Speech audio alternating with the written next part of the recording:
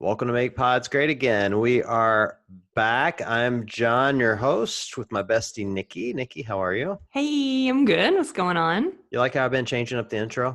Yeah, really just, I know going crazy with it. I know it just annoys you when I call myself a content creator. So fuck it, I'm not doing that I anymore. just hate the word content. It is Wow. content. What do you want me to call it? I Memes? don't, Like a meme creator? That sounds stupid. no, content creator's good. It's true. It's Mm-hmm. real. We're just being real. Quit nagging me. Yeah. We're not married. Jesus Christ. Almost.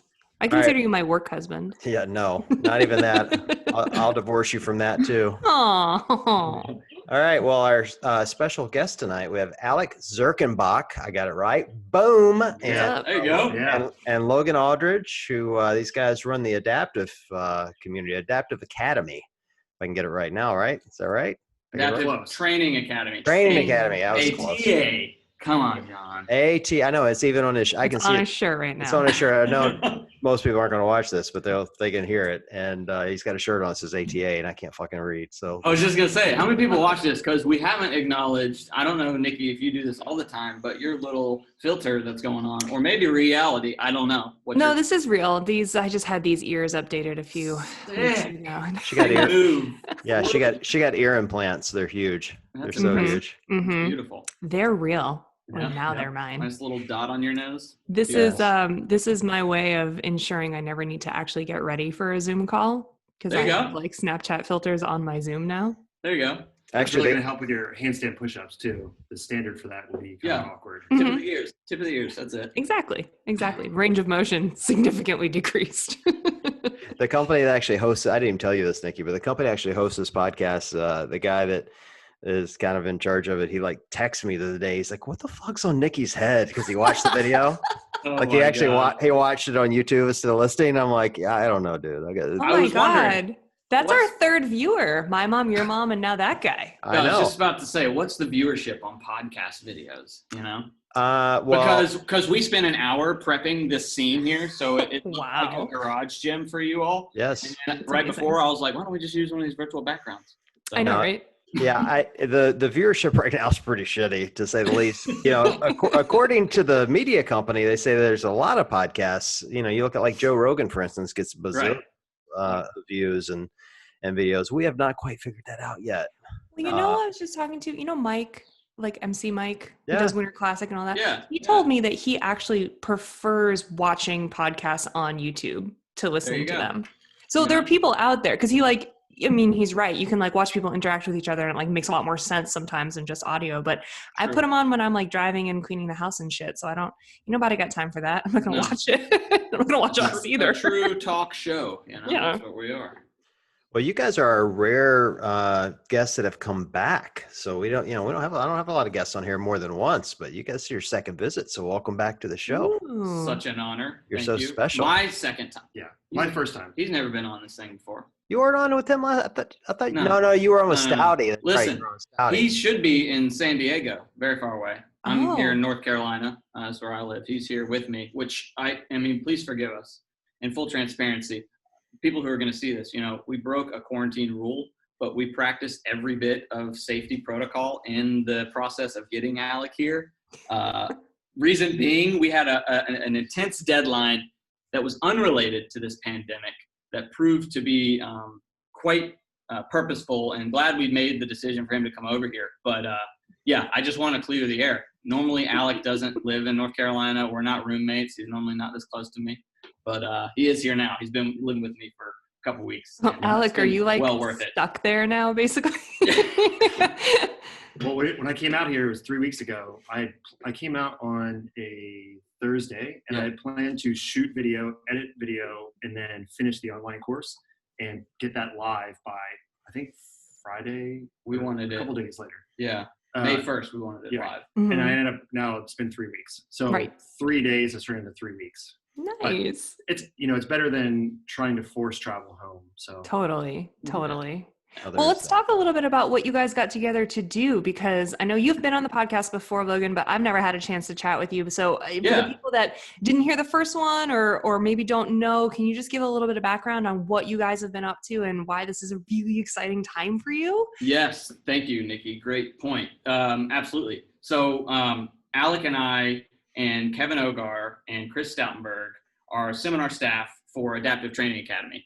And Adaptive Training Academy hosts live seminars all over the world teaching adaptive training philosophies, principles, techniques. So through our past, 4 years doing this, 3 years? Yeah, 2016. 2016 when we started. And through the course of us doing all these courses, we realized that we're not physically able to scale this education. And we knew that the online course opportunity was the future in terms of how we can reach audience, how we can reach the people who message us all the time in Australia, New Zealand, and Europe asking for this information. And so we were planning on this. This was the 2020 initiative for Adaptive Training Academy. And then the pandemic happened, coronavirus happened, and we were well on our way to outlining how we were going to execute this online course. Well, we internally put a harsh deadline on ourselves to say we've got to get this information out now, but we cannot jeopardize the quality that we offer in a live format. So that's what Alec was alluding to earlier. Like he was coming out here just to film. We're just going to film some videos. We thought that because we've taught this live seminar so long for so many years that we had totally figured out, obviously, the material and how to just, all right, let's put that into an online format. Well, thankfully, this guy is a perfectionist in many ways. And whereas my sort of eagerness, like, all right, dude, let's just do it. Let's just fucking put it out there. Everybody's going to love it. Would have just like shot a bunch of videos, put them up on like a YouTube link and been like, here's a course. Alec was like, let's look at learning management systems. Let's look at the platforms that they're offered. So we did. And it's really cool, especially in this community of CrossFitters, community we appeal to on this. We use the platform that CrossFit uses to teach their online courses. Cool. So, which might not mean anything to a listener, but to us, that meant like having to figure out how to create education, not through just video, but through interactions and other teachable ways. Because as we embody like being this adaptive training academy, we really, the big picture of what that means is making inclusion and accessibility like worldwide. So why is that limited, or why would we limit that to just the fitness? We also want inclusion and accessibility to the way in which we learn. So universal design with having other videos that aren't related, or not videos, but click-throughs and experiences for the learner to grasp the teaching points, which is so cool that we did. All credit to him for making it happen. But that's what made what we thought take what was going to be a weekend take 3.5 weeks. So it's been awesome. I guess I'll let Alec talk a little bit about it, or else I'll talk the whole time. But super excited what we've done in a week since the launch. Yeah, definitely. When I came out to Raleigh from San Diego, it was just to finish up some videos. So Logan and I had to shoot our videos and our lectures for the course. I already had videos from Kevin Ogar. Unfortunately, I couldn't get to Chris Stoutenberg because he was in Toronto, so we couldn't travel internationally. And we wanted to keep the quality high, especially the audio quality for the lectures. So I had videos from Kevin, and I had videos. We used Chris Stoutenberg's videos, demo videos, and movement videos, but not lectures. And so when I came out to Raleigh, it was just to shoot our own videos and then edit all the videos we previously shot. And we're like, oh, we'll get this done. And then we realized, there's a lot more that goes into that. We've essentially written a book that is online. So what Logan was saying is we use the same authoring program that CrossFit HQ uses for the new courses. And so if you've taken the dumbbell course or the new programming course, it looks exactly the same. So it kind of flows like you're looking at a website and goes down, and you can read text and you can interact with different things and clickables and all kinds of cool stuff. So it's just, there's many ways to learn this course. And just to be clear, it's not just a webinar. This is not a sign up for a time and then come watch us lecture and show you things. It is, we've already pre-recorded lectures. You go down, you can read the text from the same lecture, understand the key points, and then go through these cards and shuffle and click and move things around to interact with it, to learn it again a different way. And so it took us a long time to build, but we're really proud of the product because in a way, it's almost a better product than a live seminar. And I will always keep doing live seminars because the interaction you get there is amazing. It's just when you can touch and feel and practice things, it's special. But the online course gives people a chance to watch it, to read it, interact with things, maybe go back and watch it again once they want to learn it a different way. And to make fun of us without our feelings getting hurt. Totally. Yeah, take a quiz and then understand, oh, I didn't even, that question doesn't make any sense to me. I should go back and look at this again. In the live seminar, I mean, it's a fire hose effect. We have 8 hours minus some lunchtime to get through everything in the day, and there's no way we can get through it. So we are just coming at you hot all day long. And if you miss something, it's going to fly over your head. And so the online course is great because you can take your time and go through it. And there's even more stuff now, more lessons. We go over sensory impairments, intellectual impairments. There's a more robust type of learning online than there is live, which, when we go to our live seminars, we're going to have to figure out how we can get some of this online course material into the live seminar too. So we'll most likely be doing like a hybrid where learners will do some of the online course modules and then come to the live course. So we can cut some things out and spend more time practicing and playing with and doing in the live seminar. You're so right. I mean, John, have you ever been to a CrossFit course or certification course? Why would I get certified? Well, I'll tell you why. And I tell this to a lot of people who don't ever think that they're going to be like coaches or anything like that. But like, if you like what we do, you like CrossFit training and the sport of CrossFit and everything, like it doesn't really matter if you're ever going to coach or not, because these courses are a chance for you to just like nerd out on a bunch of shit that you are really into. And it is so cool. It doesn't feel like sitting in school. It feels like, I don't know, like you said, it's like 8 hours of information and it's like a fucking fire hose, but it's a blink and it's over. And I can't even believe when I sat down for the aerobic capacity course a few months ago, I was like, fuck, are we going to do this all day? We're just going to sit here and listen to Chris Hinshaw talk all day. And then he opened his mouth and I blinked and it was like 6 hours later. And I was like, no, more. I want more. I want to hear more things about how it works and how you work. And so that's really cool. It's cool that you guys have been able to adapt that feeling to an online course, because I feel like a lot of people, like you said, they get the fire hose and they're like, whoa, that was a day. Holy shit. Right. And they don't have a chance to like let it sink in or go back and like, oh, what was that thing you said about if you didn't take perfect notes, you're kind of fucked. So that's really cool. I like that. And we still try to keep, I don't want to say my personality because it's very dull, but like Logan. I wasn't going to say anything, Alec, but like, Chris, my name is Alec. We still want to keep our personalities in the course. So the lectures are serious and we give you the information, but we're not just black and white reading off of the script. So you still get that kind of interaction as much as possible through lectures. And then what you said, Nikki, about feeling that energy. When I took my level 1, I wrote down some notes and I still have my book. In the back of the book was a note written and it says, remember the energy in the room. And it was just so special to learn that information, but to be around other people that cared. So cool. So much, Yeah. So. I love that kind of stuff. And Alec is also CrossFit seminar staff. So he is trained to be very poised and very red shirt-esque, where I am just like, hey, I'm Logan. You want to see how I do a pull-up? You want to see how I jump rope? Let me show you how I climb a rope. It's pretty cool. And so you'll get some of that from me, but I pull it together. Alec makes me pull it together and really teach some things. But Logan, I identify with you a lot right now. I'm all over the place. I'm the same exact way. In our live courses, I have to know when Logan's there, I have to slim everything I do down throughout the day by at least 5-10 minutes of every lecture I do, because we'll give Logan 45 minutes for the upper impairment section, and it's like, okay, here we go. 2 hours later, and Logan he blacks out, comes out from his section. He's like, oh, okay, how am I doing? Like, are we on time? I'm like, no, Logan, we have to pay for everyone to stay here overnight now. Thanks, man. I get fired up. Hey, I'm passionate. At least that. Oh, no, it's great stuff. I'm passionate. It's nonstop great information, demos, everything you could ever want. People are so interested. I mean, we just have to cut them off at some point. Yeah, it's pretty funny.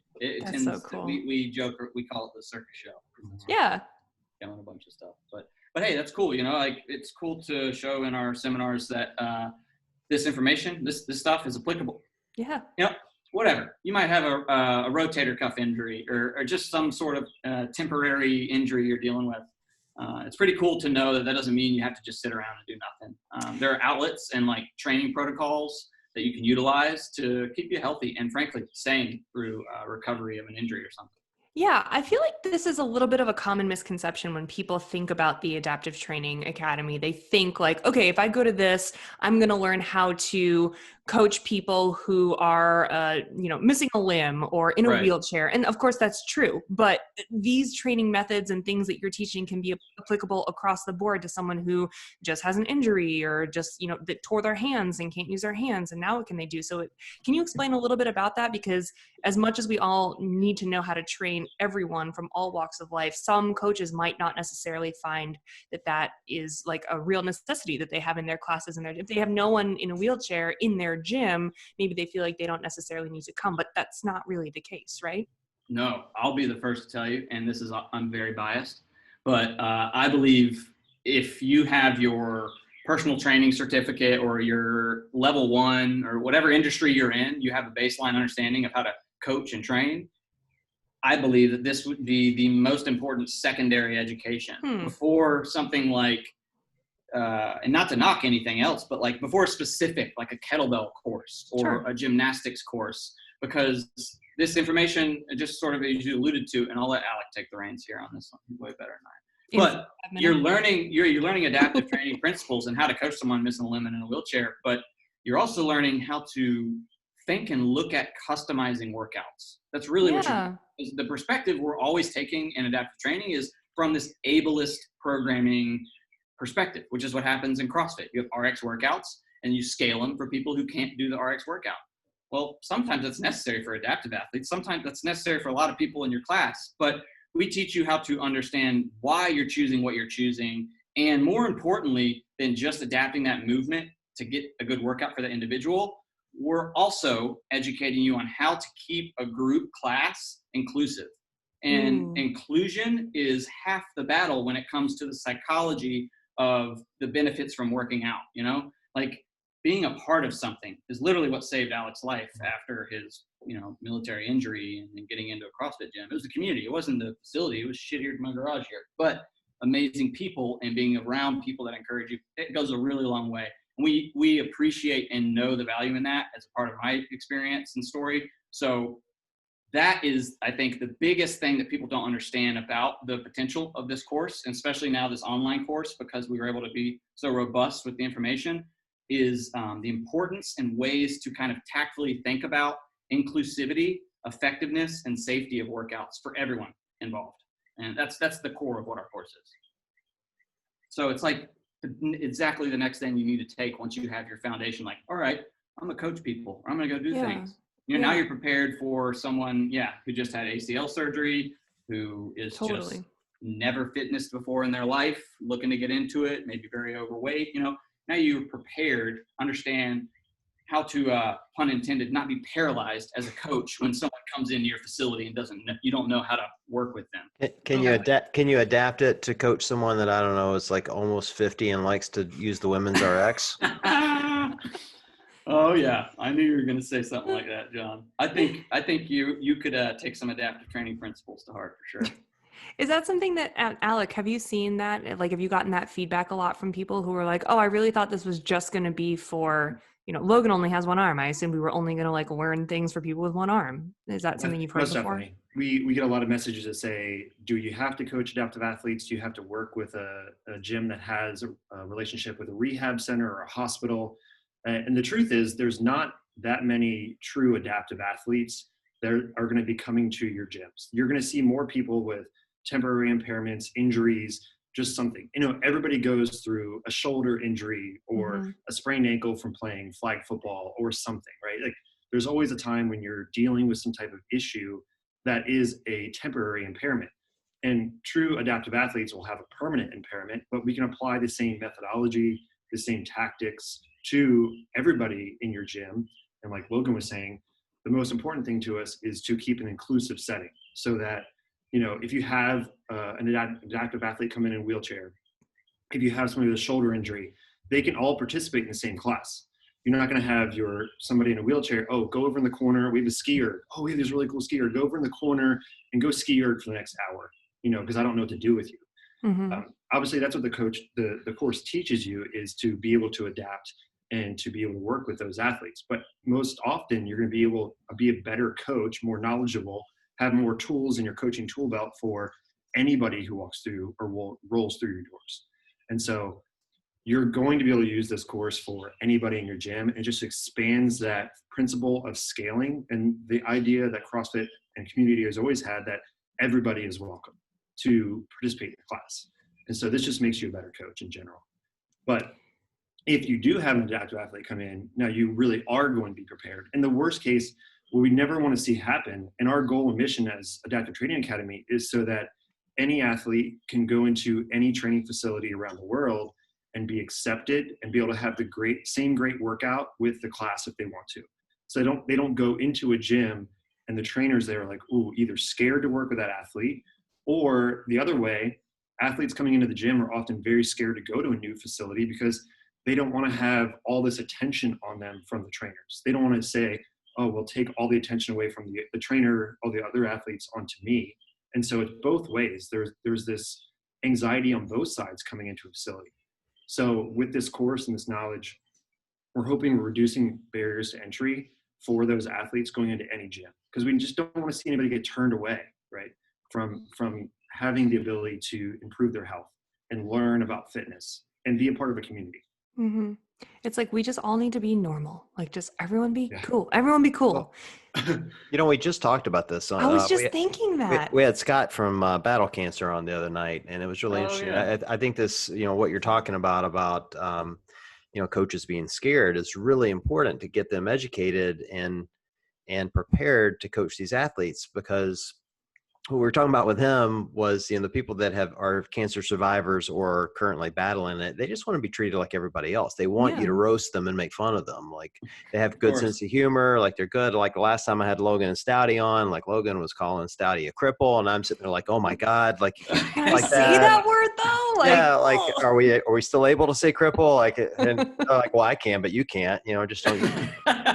Don't use a hard C. It's just, it was, but as, someone that has never really been around that, it was like, okay, this, it immediately occurred on me. Like, all right, well, everybody just wants to be treated like everybody else. If you're making fun of the rest of the class, make fun of them too, right. Like just enjoy yourself. And so I think it is important to get coaches in there that haven't had any experience in this and get experience in just what seems normal probably to all of us, is just treat everybody the way they want to be treated. Right. Yeah. Right. Because how much of it is like a mental battle too? Like, like how much of that, okay, so I have this impairment or this injury, or I'm unable to do a thing. Like how much of that starts to weigh on your mental health too, when you stop feeling included? Like, oh shit, well, not, add insult to injury. Like I'm already injured, or I already am unable to do X, Y, and Z. And now I feel like shit because I'm like singled out. Like, no, it's a vicious cycle. Part of it too, I think, is really, really useful. Like I've been following other, like just looking at other people's workout, including adaptive athletes, to find stuff I can do in my basement during this quarantine. Like double unders is a good example. Like I can only do double unders up in my kitchen because it's the only place I have enough ceiling space. I have to come upstairs for double unders. So I program these weird workouts in my living room with a C2 bike and a ab mat and a jump rope. But in my double unders in the kitchen. Yeah, but in my basement, I'm doing penguin hops.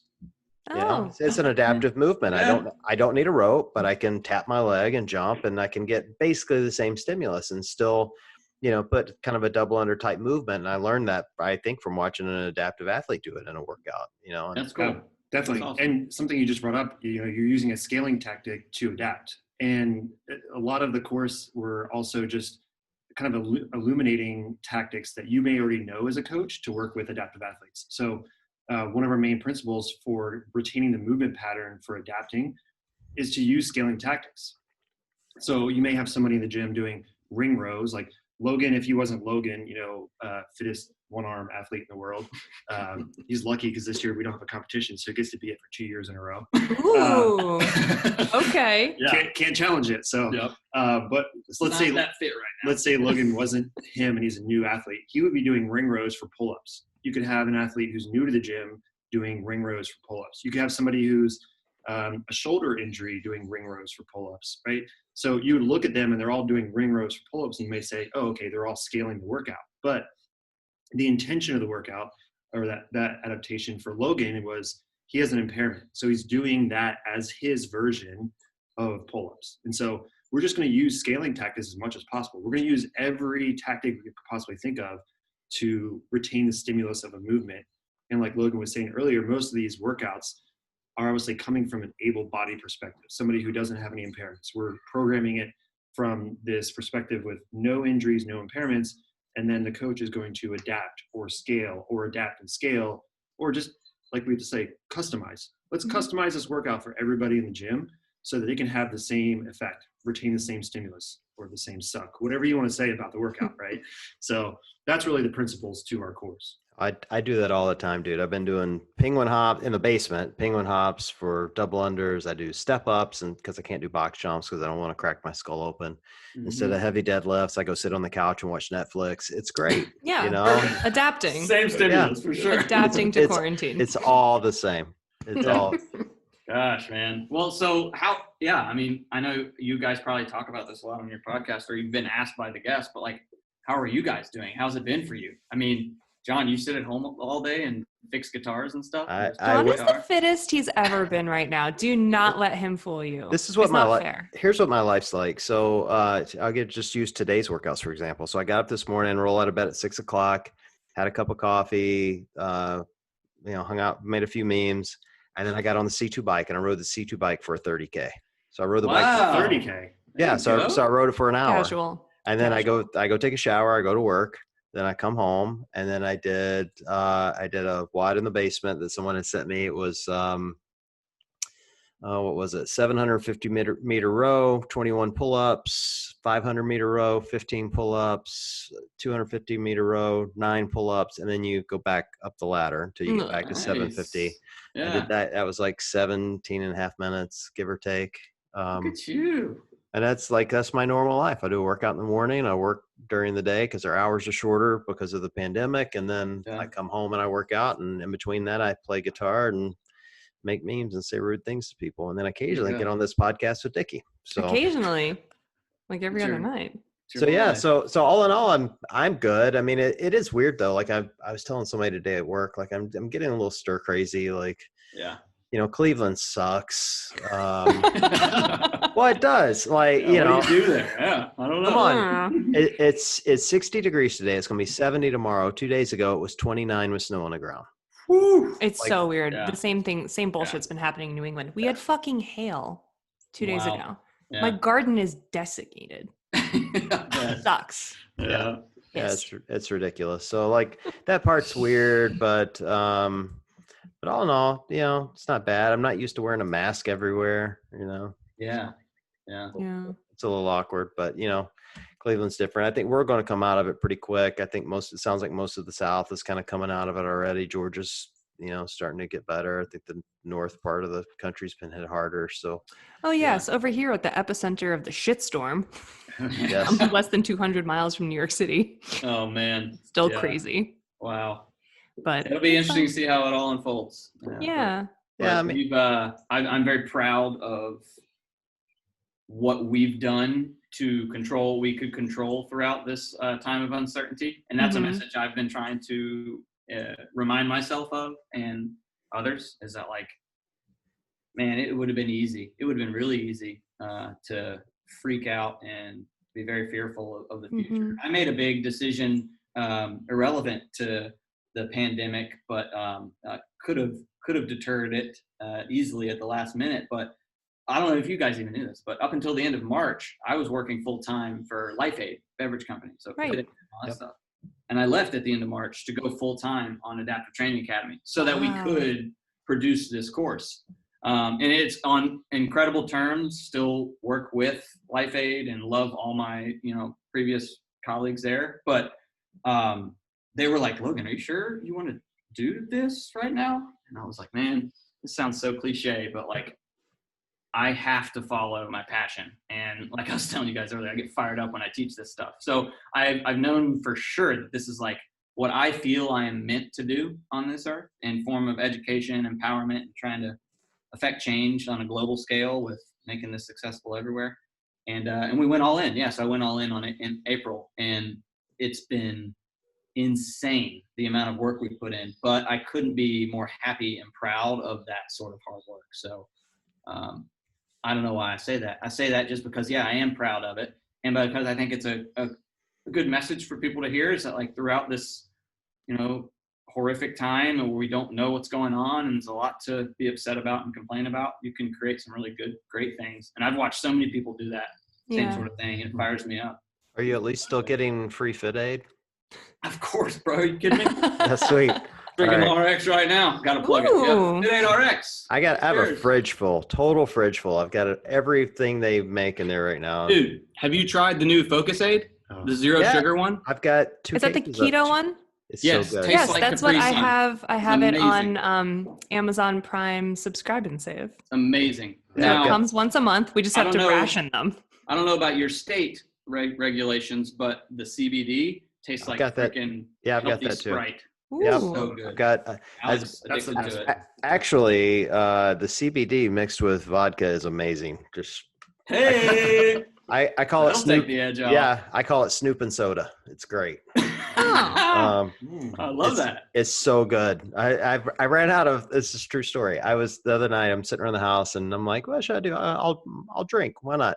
So sounds like me every night. Yeah. Well, yeah. What should I do tonight? This could have been any night. So I go in and I'm like, shit, I'm out of LaCroix. Like I normally use like LaCroix with lime, and I was out. I'm like, God damn it. Like now what? And I've got a fridge full of Fit Aid, and I'd been to the Fit Aid after party where they're making me, Fit Aid margaritas. Yep. So I'm like, let's do a little experiment. So which one would be best? And I had the CBD. It had just come in, and it was nice and cold. And I'm like, it's kind of got like a little rosemary flavor to it, and I'm like, this is probably a good mixer. I'll try it. And 3 or 4 drinks later, I'm plowed and feeling great. That was awesome. It's dynamite. Damn, we need to try it. It's very, very good. I bet. Yeah, I buy all the Fit Aid stuff. All this sounds like a commercial, but I know, right? I was about to say, I can't wait to share this with Aaron Hind. He's going to be super proud. Can we retroactively charge for this segment, please? Yeah. Look, what's your code for the gyms? Yeah, what's the fridge? I know, right? Look, this is the straight up truth. Last time I saw them at Miami, and one of them was like, "Hey, bro, let me send you some product," and I'm like, "Absolutely not." And I'm like, "Why not? What have we done?" I'm like, "Nothing. I love you guys. Like, I insist on paying because I support the businesses I love." Hey, I'm like, you can use. I'm sorry, I don't mean to interrupt you, but please, this is making me look good. I think Logan 15 is my discount code. Okay. Logan 15. It's 15% off. All right. Okay. People? Well, I'll the Braziers will take all the free Fit Aid if that offer's still on the fucking table. John, right. Jesus. Look, Subscribe and Save comes to my house. Look, I pay for it. I believe in supporting the companies that you like, and they're great. They're awesome. Aaron's the shit. I'm a big fan of Fit Aid. There's a bunch of CrossFit businesses I'm a fan of for different reasons, and I'm a big fan of Fit Aid because I think they do what they honor what they believe in. Yeah. They kind of have a code that they live by, and they really live by it. They don't put shit in their sodas. They don't use bad ingredients, but they're also like top-notch people, and that's really important to me, that you're not a scumbag. Like there's so many scumbag businesses out there, and all those guys are great. It's an awesome company to work for sure. But Logan, were you scared? Yeah. So as you can imagine, that was terrifying. Yeah. But wait, you gotta tell them the full story. So exciting. This idea of Logan coming and working at ATA, every time we have a seminar, so Logan's in Raleigh, North Carolina, I'm in San Diego, but we get together for live seminars, and every time we just get fired up talking to each other about all the things we could do if we dedicated our time together to work on stuff. And, I think the last one was we were in Baltimore, and that was in November. And then we were in Cleveland in December. We saw John there. Right. The Winter Classic. And you too, Nikki, right? You were there. I was there 2 years ago. Oh, 2 years ago. And then, so we were there, and of course we got super fired up again, kept talking about it. And that's when we were like, we are going to make an online course. You need to make this happen. So we started working on it in December, writing it, outlining it, doing everything. January, we're working on it really intently. February, we went to Wadapalooza, and we were working in the adaptive division at Wadapalooza. So we run that. Well, Chris Stoutenberg runs it. We are the team that helps out. And he actually kind of got in trouble with Fit Aid because he was supposed to be at the booth. Fit Aid's a huge, sponsor there. Right. You got work to do. He was supposed to be there working, and instead he was working at the adaptive division. And so we finally had to have a hard talk with the CEO about, what are you really doing? What do you really want to do? Mm-hmm. And that's when, I'm telling Logan's story, but Logan, it was the best conversation in the world. It was when Aaron, I know you know John well. Aaron was just like, man, this is so clearly like what you're meant to do. And he was like, we've got to figure out a way for you to go all in on this. So again, it just reiterates how cool of a company Life he's Aid awesome. was. Because they, and again, like, they were open to being like, hey, stick with us for a little longer if you need to during this pandemic. But we didn't, so we decided, or Logan made the plans then in February. It wasn't finalized to the beginning of March. So beginning of March, Logan have formalized talks with Life Aid to leave it and to still work for them in some capacity. Yeah. And at the same time, I'm like, okay, because we're at ATA, we were only doing live seminars, so we're not rolling in the money. We're just breaking even, giving this education. And so I'm like, okay. So I liquidate some savings to be able to essentially pay for Logan to work for ATA until we finish the online course, so that income can support him working for ATA. And so I pull out some savings, and this is the beginning of March. And then 2 weeks later, the pandemic really hits, everything shuts down, and I'm sitting in San Diego going, like, pulling my hair out thinking, how are we going to make this work? Like, you're leaving your job and you're relying on income from ATA, which we can't do live seminars anymore. So we're canceling live seminars. And so that really put our feet to the fire to make the online course happen. One, to provide the education, which is needed, but also to provide some revenue to support Logan going full time with ATA, which is huge for us. Huge.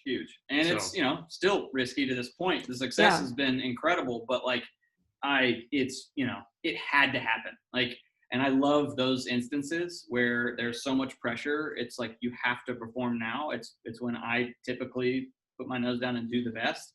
And man, we did it. And I'm so just awesome. so excited of what we've done. And the response, the past week has been incredible. Succeeded. And the relationships that we're creating because of it are so much broader than this close-knit family community of CrossFitters than we thought. So it's so cool to see this education spread out to therapists and doctors and start to bridge the gap between rehabilitation and then functionality and real world task accomplishment stuff. Yeah. So man, we have a lot of big ideas where this is going to go. And we do believe that ATA will be a huge organization in the next few years. So before we forget, then let's get a shameless plug in. If someone wanted to reach out to you guys and have you do a seminar or buy your courses or just send you $100 bills, like, how would they do that?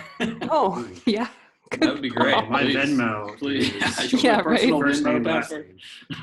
No, you can find everything on adaptivetrainingacademy.com. That has the information for our online course and the live seminars, which we're not doing right now. We hope to be doing hopefully in the fall, winter this year. So you can find all the information there. You can sign up for the online course now and take it. The online course is self-paced. So you can start it, you can work through it, 6 months to go through it. You have access to it for 6 months. The online course is $399, but thinking through now, we should probably give you guys some type of code to use to give your listeners at least 10% off. Oh, they would love that. We'll give you guys a code, which will be MWG. No, MPG. No, MP. Oh yeah, podcast. MPGA. Right. Yes. MPGA 10. Yeah, there you go. So if you put that in when you go to register in the discount code section, you'll get that off for 10%. And that gives you your certificate. So whether you take the live seminar or the online course, you get the same certificate. And another cool thing we're working on is developing a certification for adaptive trainers as well. So following the model of CrossFit, the adaptive and inclusive training course, the certificate course, is essentially like your level 1 for CrossFit. It's your introductory, get your feet wet, understand, kind of like be dangerous enough to know what you're doing and to work with adaptive athletes, be a better coach. And then we are developing essentially what is our level 3 exam for adaptive training. So that will be study materials prepared. You have to actually coach adaptive athletes to be able to get there, just like you have to have 500 hours of coaching for your level 3. Similarly, for us, you'll have a certain number of hours requisite to be able to take that exam. So we hope to have that out by maybe the end of summer to be able to actually Then you can certify put fancy adaptive letters trainers. behind your name. Ooh, Mm-hmm. Yeah. that's Nikki, cool. Nikki, you know what I actually hate about these guys though? What? As nice as they are, I can't make fun of them. It Why? sucks. Because I'd get roasted. Their entire community follows me, and they're all fucking. They're all hysterical. All I of thought them. we just said that you get to make fun of them. No. No. They get to make fun of each other. Oh. I don't get to make fun of them. Like I made a joke the other night about Matt Frazier being short, and again, he's still short. It's not my fault. And Mikey Swoosh comes in and comments on it, you know, and I'm like, I would have made the joke about you, dude, but I'm not allowed to because you're a little person, and I'd get punched in the face so for that. Funny. Yeah, I love it, man. Hey, Yeah, we love you, Mike, man. You're Mikey Mikey is our subject matter expert for the course. So the information on short stature, there's an addition to the course. We don't go over short stature athletes in our live seminar, but the online course is a whole section on short stature athletes. Awesome. Information coming from Mikey and some other athletes in the community. So that's cool, man. But, that's really cool. Who was the other guy I met at Wadapalooza at short stature? He finished second. What's his name? Yeah, Sean. He goes to News River. He lives right here in Raleigh. Oh, cool. Yeah. So Sean's amazing. He's super funny, and I'd never met him before. And so I'm like, I'm kind of meeting the whole group, and he's like, "Hey, man," and I like turn, and he's like, "No, down here. I know you're not used to looking down." Oh. I'm like, I look at him like, you can't do that to me. You can't. You can't force me into a joke. It's not fair. Exactly. Beat you at your own game there, John. Oh, Sean's the man. He is freaking hilarious. That kid. Yeah, he's also strong as hell. Hell yeah. Incredible what he did out there. Because him and Mikey are in the same category, but yet he's half Mikey's body weight. You know? So like the level of short stature is different. And so it's just fascinating, the passion and the athleticism that Sean's busting out to I get annoyed one day. I get annoyed watching Mikey because he squats so much weight. Like it's just like, I mean, Nikki, I don't know if you follow these guys at all, but like Mike will do these posts of him squatting, and I don't even like the weights are like so much more than I can do. It's just it's just embarrassing. Like, oh yeah. He's a beast. I think we have some videos of him squatting in the course just to show. One of the teaching points for short stature was that he gave to us was, hey, short stature athletes love heavy weights. We were just proportionally built to lift heavy weights, right? Yeah. Just like their levers are just like a Matt Frazier, right? You know, there's a certain height in CrossFitters that's like the right height. You know, guys 6'1", 6'2", you know, Fikowski size they're amazing for what they can do, but they're just not built for that, like Olympic weightlifters. No way. So we have a video in there of him just busting out some weights. But what he educated us on was, hey, you got to force the short stature athletes to do more conditioning because we hate conditioning.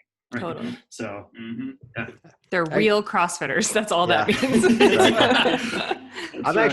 I'm always interested by watching him do snatches because what's interesting for them, the short stature athletes got very little arms, you know, and so or you know shorter levers, and so their snatch grip is almost like a clean grip.